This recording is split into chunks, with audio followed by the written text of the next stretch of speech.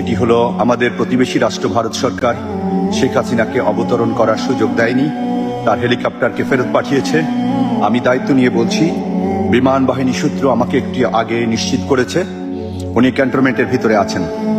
আপনারা যেভাবে হোক ওনাকে আটক করুন এবং ওনার এই যে 15.5 বছরের গুম খুন, এই গুম খুনের হিসাব এবং শাস্তি নিশ্চিত করুন।